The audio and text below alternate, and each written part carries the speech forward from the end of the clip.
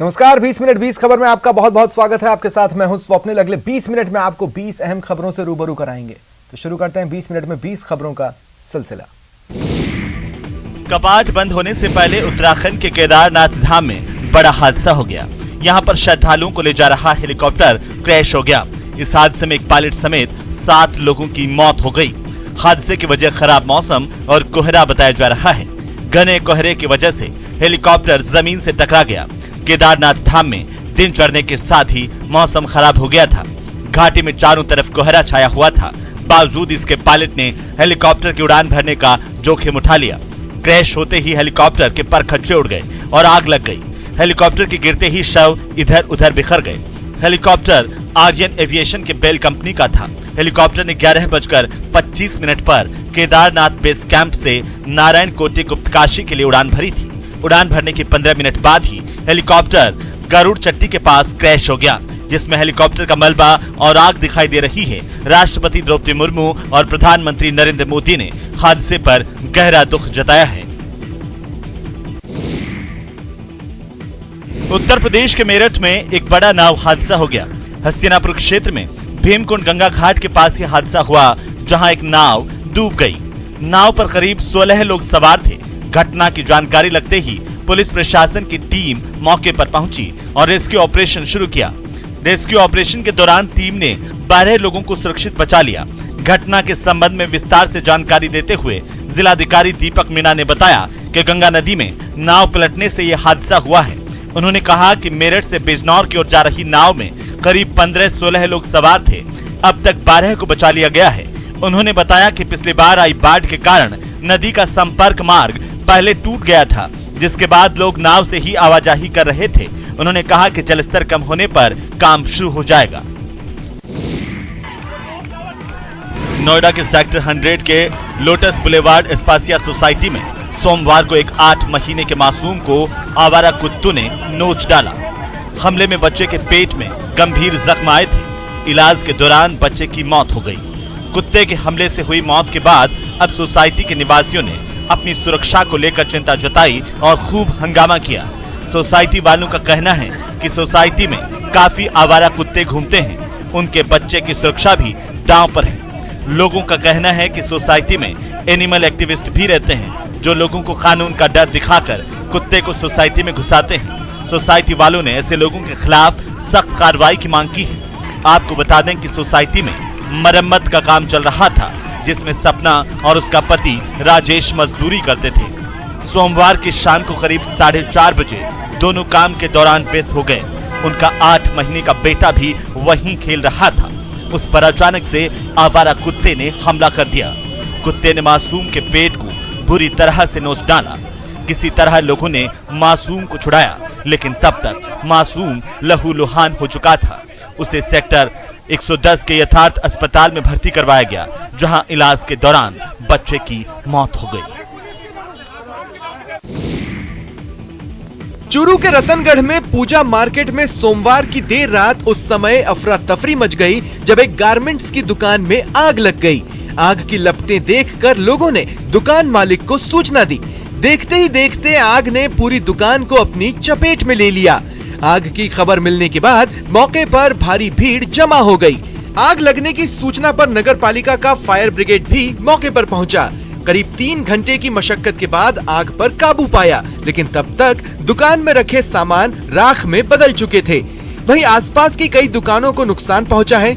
जानकारी के मुताबिक रतनगढ़ पूजा मार्केट में कमल कुमार रांकावत की गारमेंट्स की दुकान है। प्रारंभिक तौर पर शॉर्ट सर्किट की वजह से आग लगना माना जा रहा है।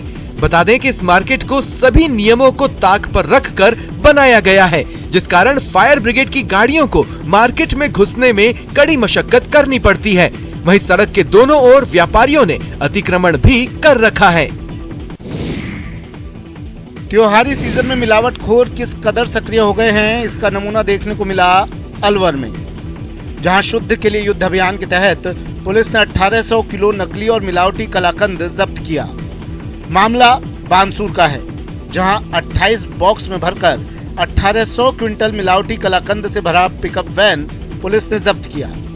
पुलिस के मुताबिक मुखबिर से पिकअप से नकली मिठाई की सप्लाई की खबर मिली थी, जिसके बाद पिकअप वैन का पीछा किया गया। जब्त कलाकंद को चेक किया गया तो कलाकंद से बदबू आ रही थी। उसी वक्त अलवर खाद्य विभाग टीम को सूचना दी गई। जांच में मिलावट की पुष्टि हुई, जिसके बाद उपखंड अधिकारी राहुल सैनी की मौजूदगी में नकली कलाकंद को जेसीबी से गड्ढा खोदकर नष्ट किया गया। हम जो नारायणपुर रोड पे गए, नारायणपुर रोड पर जाकर के और ये पिकअप जो है तेज गति से आ रही थी, इसको पर्दे से ऊपर से कवर रखा हुआ था। हमने इसको रोक करके और चेक किया तो इसमें जो है मिलावटी जो मावा जो है। पुलिस द्वारा हमको सूचना दी गई, जिस पर हम यहाँ मौके पर आज सायं पहुँचे। तो यहाँ इन्होंने सुभाष चौक पर इस गाड़ी को पकड़ा हुआ था, जो कि नाकेबंदी के दौरान उन्होंने पकड़ रखी। हाथ में किताब, कंधे पर बैग लिए इन बच्चों को देखिए, जो अपनी जान जोखिम में डालकर नाव पर बैठकर स्कूल जा रहे हैं। इस छोटी सी लकड़ी की नाव पर बैठकर ये बच्चे स्कूल जा रहे हैं। जान भी बचानी है और भविष्य भी बनाने की मजबूरी इन बच्चों के चेहरे पर साफ देखी जा सकती है। डरे सहमे बच्चे हर दिन ऐसे ही स्कूल पहुंचते हैं, पर अभी तक प्रशासन ने इन बच्चों के लिए बड़ी नाव का इंतजाम नहीं किया। दरअसल भागलपुर में गंगा उफान पर है। गंगा के जलस्तर में लगातार वृद्धि देखी जा सकती है, जिससे कि गंगा के पास रहने वाले लोगों को काफी परेशानियों का सामना करना पड़ रहा है। खासकर स्कूली बच्चों को खासा परेशानियों का सामना करना पड़ रहा है। राजंदीपुर पंचायत के 40 से 50 बच्चे हर रोज छोटे नाव के सहारे जान हथेली पर रखकर प्राथमिक स्कूल पढ़ने जाते हैं। सभी स्कूली बच्चों को प्रधान अध्यापिका निरंजन कुमार और शिक्षिका प्रियंका देवी नाव से लेकर स्कूल जाते हैं। नाव पर चढ़कर स्कूल जाने में बच्चों को डर लगता है, लेकिन बच्चों का फिलहाल परीक्षा चल रहा है, इसलिए स्कूल जाना भी जरूरी है। बता दें, लगातार 2 महीने में राजंदीपुर पंचायत का इलाका बाढ़ की चपेट में आ चुका है।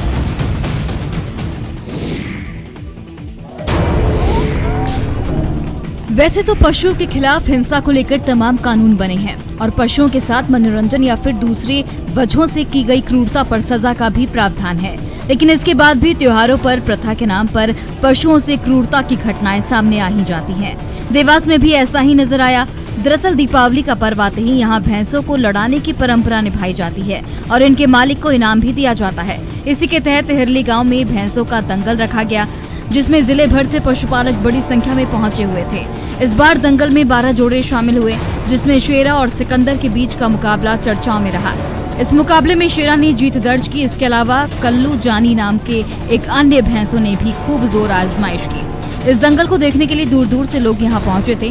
वैसे आपको बताते चले कि पशुओं में फैले लंपी वायरस के संक्रमण को देखते हुए पशु मेले सरीखे आयोजन पर प्रतिबंध लगा है, लेकिन इससे इतर दंगल के नाम पर यहाँ पशुओं को जुटाया गया।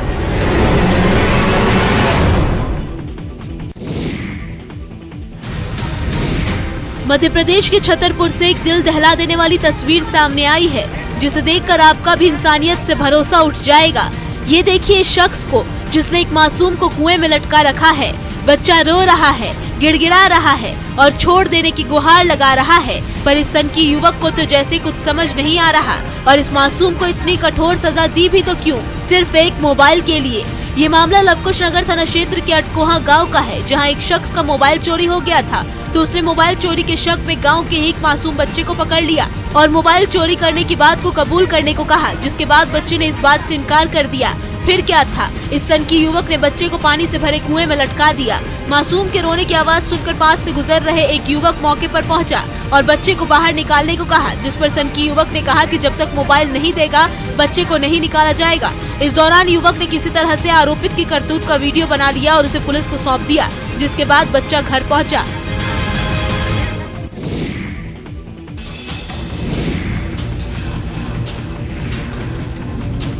कोरबा में घने जंगल के बीच स्थित एक गांव से किंग कोबरे को बरामद किया गया। ये मकान में खाट के नीचे एक कोने में बैठा था। इसकी लंबाई लगभग 13 फीट है और वो करीब 5 फीट फन उठाता दिखा। ग्रामीणों की सूचना पर आसपास के लोग सांप को देखने के लिए मकान के बाहर जमा हो गए और इस दौरान सूचना मिलने पर स्नेक कैचर अविनाश यादव मौके पर पहुंचे और किंग कोबरा को सुरक्षित पकड़ लिया। कोबरा को सुरक्षित पकड़ने के बाद पसरखेत वन परिक्षेत्र के घने जंगल में छोड़ दिया गया। भारत में सांपों की 216 प्रजातियां हैं, जिनमें 53 प्रजातियां विषैली होती हैं। इनमें भी किंग कोबरा उन 4 प्रजातियों में शामिल है, जिनके काटने से इंसान की मौत हो सकती है। आपको बता दें कि किंग कोबरा के जहर से 15 मिनट में इंसान को मौत की नींद आ जाती है।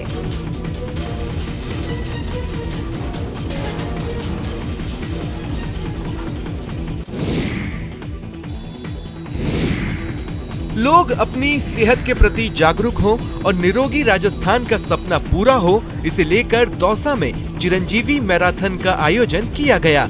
चिरंजीवी मैराथन के माध्यम से चिरंजीवी स्वास्थ्य बीमा योजना का अधिक से अधिक लाभ लेने के लिए लोगों को जागरूक किया गया।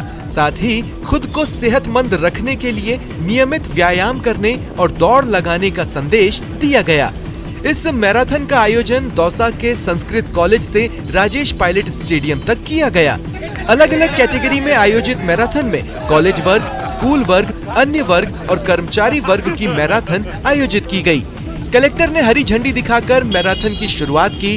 खुद कलेक्टर भी इस मैराथन में दौड़ लगाते नजर आए। चिरंजीवी मैराथन के बाद विजेता धावकों को प्रशस्ति पत्र और इनामी राशि का चेक देकर सम्मानित किया गया। बहुत ही बड़ी योजना है चिरंजीवी स्वास्थ्य बीमा योजना, और उसकी जागरूकता जन जन तक पहुंचे, ये माननीय मुख्यमंत्री महोदय ने अभी पिछले दिनों में वीसी से और चीफ सेक्रेटरी मैडम ने निर्देश दिए थे।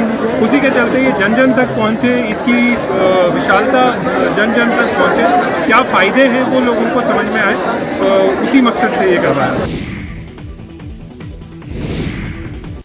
गुजरात के गांधीनगर में डिफेंस एक्सपो 2022 शुरू हो गया है। 18 अक्टूबर से 22 अक्टूबर तक 5 दिवसीय एक्सपो में डीआरडीओ की ओर से विकसित रणनीतिक और सामरिक हथियार प्रणालियों, रक्षा उपकरणों और नई टेक्नोलॉजी सहित 430 उत्पादों की एक विस्तृत श्रृंखला प्रदर्शित की जा रही है। एशिया के सबसे बड़े डिफेंस एक्सपो के 12वें संस्करण में पाथ टू प्राइड थीम पर प्रकाश डाला जाएगा।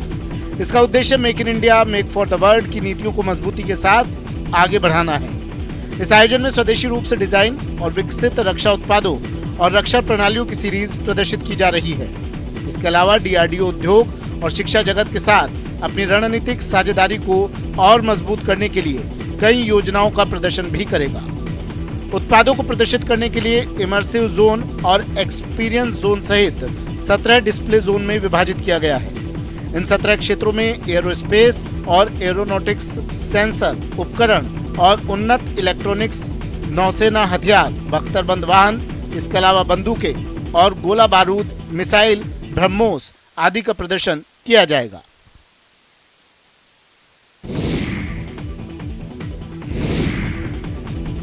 एक पंथ दो काज, ये मुहावरा तो काफी आम है, लेकिन क्या ये संभव है कि एक फल में दो तरह के स्वाद का आनंद मिले? जी हाँ, ये संभव है। अगर आपको भी ऐसा मजा लेना है तो इस विदेशी प्रजाति का पेड़ लगाइए। उत्तराखंड के पंतनगर में चल रहे अखिल भारतीय किसान मेले में कई तरह की प्रजाति के पौधे देखने को मिल रहे हैं। इसी में एक खास पौधा है जो पश्चिम बंगाल की नर्सरी की एक स्टॉल पर लगा हुआ है। जापान के रेड डायमंड की प्रजाति का ये पौधा किसान मेले का आकर्षण है। ये अमरूद का पौधा है। इसकी खासियत ये है कि इसके बाहरी हिस्से में नाशपाती का स्वाद आता है, वहीं अंदर वाले हिस्से में अमरूद का स्वाद मिलता है। दूसरे अमरूद की तुलना में इस प्रजाति में बीज भी बेहद कम होते हैं। इसके साथ ही नर्सरी के स्टॉल में सदाबहार कागजी नींबू की प्रजाति भी किसानों को लुभा रही है। इस प्रजाति के पौधे में 12 महीने में फूल और फल आ जाते हैं। इसका कॉमर्शियल इस्तेमाल कर किसान ज्यादा मुनाफा कमा सकते हैं। साल तक इसको फ्लावरिंग ना ले तो अच्छा है, उसके बाद से इसको प्रोडक्शन चालू होगा। और टेस्ट में इसको डबल टेस्ट आएगी, ऊपर में आएगी नाशपाती का टेस्ट, अंदर आएगा अमरूद का टेस्ट, और बीज बिल्कुल कम रहेगी, 2-4 बीज ही एक फ्रूट से रहेगी। कृष्ण की नगरी में कार्तिक के पावन महीने में धूम मची हुई है।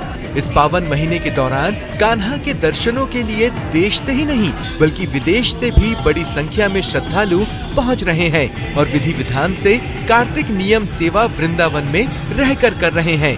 वृंदावन का इस्कॉन विदेशी कृष्ण भक्तों के लिए इस समय आस्था का केंद्र बना हुआ है, जहां पर श्रद्धालु पूरी आस्था के साथ कान्हा की भक्ति में लीन है। शाम के समय तो कस्बे से लेकर मंदिर तक भक्ति का ऐसा नजारा दिखाई देता है जिसमें कोई भी झूमने को मजबूर हो जाता है। हरे कृष्ण हरे राम की मधुर ध्वनि भक्तों के कानों में रस घोल देती है। वहीं मंदिर की आकर्षक साज सज्जा भी लोगों का मन मोह रही है। सनातन संस्कृति में ऐसी मान्यता है कि चातुर्मास के अंतिम महीने यानी कार्तिक में जो भी भगवान की पूजा अर्चना और दीपदान करता है वो इस पृथ्वी पर सभी सुखों का उपभोग कर मोक्ष को प्राप्त करता है। इस महीने की शुक्ल पक्ष की एकादशी को ही भगवान 4 महीने के शयन के बाद जागृत होते हैं। राजधानी जयपुर के मोती डूंगरी गणेश मंदिर में पुष्य नक्षत्र की शुभ घड़ी में विघ्नहर्ता भगवान गणेश का विशेष महाअभिषेक किया गया। गजानन महाराज का 500 किलो दूध, 50 किलो बूरा, 100 किलो दही, 11 किलो घी और 11 किलो शहद से महाअभिषेक किया गया। दीपोत्सव से पहले पुष्य नक्षत्र के विशेष महत्व पर पूर्व मुख्यमंत्री वसुंधरा राजे ने भी मोती डूंगरी गणेश मंदिर पहुंचकर विधि विधान से पूजा अर्चना की। मंदिर के मुख्य महंत पंडित कैलाश शर्मा ने पूर्व मुख्यमंत्री वसुंधरा राजे और जयपुर राजघराने के परिवार के सदस्यों को पूजा अर्चना के साथ हल्दी और रक्षा सूत्र भी सौंपे। बिना सुरक्षा गार्ड मंदिर पहुंची वसुंधरा राजे ने मोती डूंगरी गणेश की शरण में बैठकर करीब आधा घंटे तक विधि विधान से आराधना की।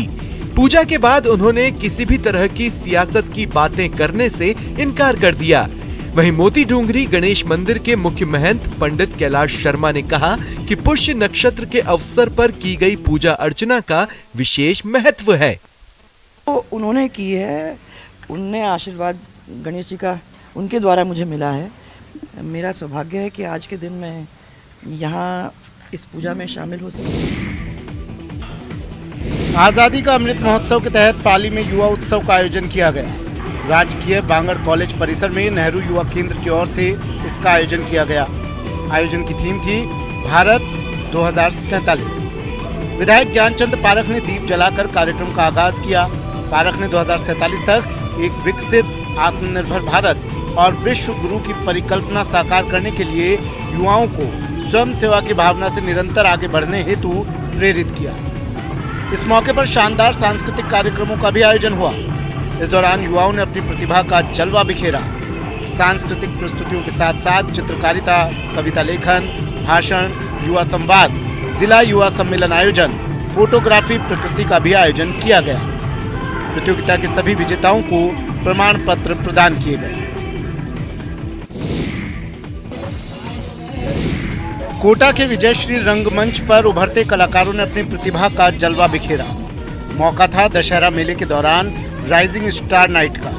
कार्यक्रम में गीत संगीत के सुरों के साथ साथ लोगों ने हास्य प्रस्तुतियों का भी लुत्फ उठाया। कार्यक्रम में stand up comedian Vighnesh Pandey और जय विजय सचान ने लोगों को खूब गुदगुदाया। उन्होंने हास्य के साथ जीवन की गंभीर बातों को सामने रखा। लोगों को सीट बेल्ट बांधने और हेलमेट पहनने की भी नसीहत दी। इसके साथ ही विघ्नेश पांडे ने अपने पपेट एना के साथ मिलकर जबरदस्त कॉमेडी परोसी, जबकि सिंगर सिमरन राज, ओंकार राज और हरमन राज ने एक से बढ़कर एक गीत प्रस्तुत किए। लाल मेरी पत रखियो सदा झूले लालन, दमादम मस्त कलंदर पर दर्शक झूम उठे। इसके बाद छाप तिलक सब छीनी रे, मुंह से नैना मिलाई के गीत ने समा बांध दिया। फिर पधारो मारे देश घूमर से उन्होंने राजस्थान से खुद को कनेक्ट किया।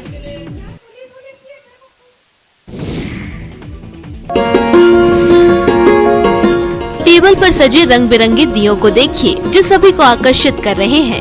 अब थोड़ी नजर इन मोमबत्तियों पर भी डालिए।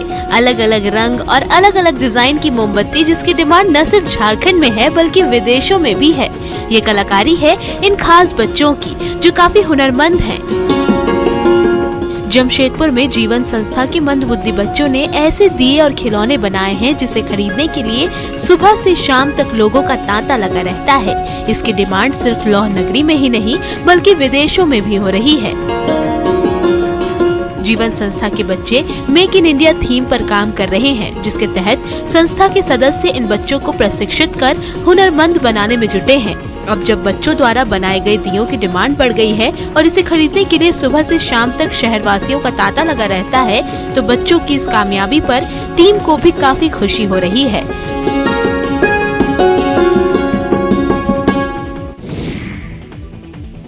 किन्नर ख्याल आते ही नाचने गाने की तस्वीरें उभर आती हैं। लोगों के घर विवाह या कोई बच्चा पैदा हुआ तो ये पहुंच जाते हैं नाचने गाने। लेकिन लेक सिटी उदयपुर की ये दीवारें बोल रही हैं कि प्रतिभा किसी खास वर्ग के लिए आरक्षित नहीं है। उदयपुर की खूबसूरत दीवारें इसकी गवाही दे रही हैं। दरअसल उदयपुर में इन दिनों ट्रांसजेंडर गुलाब बाकीवाल पर बहुत खूबसूरत पेंटिंग बना रहे हैं। ये पेंटिंग यहाँ से गुजरने वाले पर्यटकों और आम जनता को बेहद पसंद आ रही है। इस काम में 4 ट्रांसजेंडर अपनी कला को दिखाने में हुनर आजमा रहे हैं। आशियाना, नगर निगम, शहर फाउंडेशन, अरवानी आर्ट के संयुक्त तत्वावधान में गुलाब बाकीवाल पर पेंटिंग बनाई जा रही है। इस पेंटिंग में ओशियन थीम रखी गई है। उसी तर्ज पर पेंटिंग बनाई जा रही है। किन्नर समाज से जुड़े अरवानी आर्ट से जुड़े चित्रकार कनिका ने बताया कि उनका ग्रुप पूरे देश भर में काम करता है और इसी वजह से उनकी अलग पहचान बनी है। कनिका कहती हैं कि आमतौर पर किन्नर समाज के लोग जहां बधाई गीत गाकर और मांग कर अपनी जीविका चलाते हैं, लेकिन अब बदलाव होने लगा है। एक ऐसी मिठाई जो साल में सिर्फ 20 दिन ही बनाई जाती है और इसे बड़े चाव से खाया जाता है। इस मिठाई का लोगों को बड़ी बेसब्री से इंतजार रहता है। साल भर में सिर्फ 20 दिन ही बनने वाली मिठाई का भोग लक्ष्मी माँ को लगाया जाता है। हम बात कर रहे हैं भीलवाड़ा की प्रसिद्ध मुरके के मिठाई की, जो दीपावली से 20 दिन पहले बननी शुरू होती है और दीपावली के बाद इसे नहीं बनाया जाता।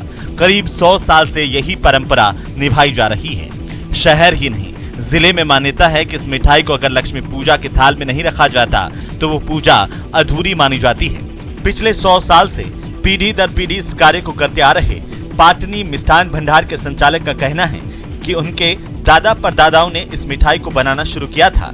इसे हम उड़द की दाल के पेस्ट से शुद्ध देसी घी में बनाते हैं। इस मिठाई को गर्म गर्म ही खाया जाता है क्योंकि ठंडी होने पर इसके स्वाद में भी कमी आ जाती है। लोगों का कहना है कि उन्हें हर साल इस मिठाई का बेसब्री से इंतजार रहता है। पूर्व ऑलराउंडर रोजर बिन्नी भारतीय क्रिकेट कंट्रोल बोर्ड के 36वें प्रेसिडेंट बन गए हैं। बोर्ड की एजीएम में बिन्नी को प्रेसिडेंट चुना गया। वो सौरव गांगुली की जगह लेंगे। मुंबई के ताज होटल में हुई बीसीसीआई की बैठक में सचिव जय शाह, पूर्व अध्यक्ष सौरव गांगुली, उपाध्यक्ष राजीव शुक्ला, कोषाध्यक्ष अरुण सिंह धूमल और रोजर बिन्नी भी मौजूद थे।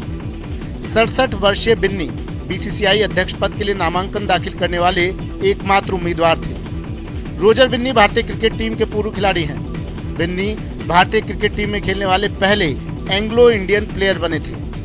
रोजर बिन्नी ने 1977 में कर्नाटक टीम के लिए केरल के खिलाफ 211 रन बनाए थे। उन्होंने 1979 में बेंगलुरु के चिन्नास्वामी स्टेडियम में पाकिस्तान के खिलाफ अपना टेस्ट डेब्यू किया था। उन्होंने भारतीय टीम के लिए 27 टेस्ट और 72 वनडे मैच खेले हैं। रोजर बिन्नी ने अपना आखिरी मैच 9 अक्टूबर 1987 में ऑस्ट्रेलिया के खिलाफ खेला था। रोजर बिन्नी 1983 में भारतीय क्रिकेट टीम का हिस्सा थे और भारत के चैंपियन बनने में उनकी बहुत बड़ी भूमिका थी। 18 विकेट लेकर रोजर बिन्नी टूर्नामेंट के हाईएस्ट विकेट टेकर बने थे। फिलहाल इतना ही, मुझे दे इजाजत, नमस्कार।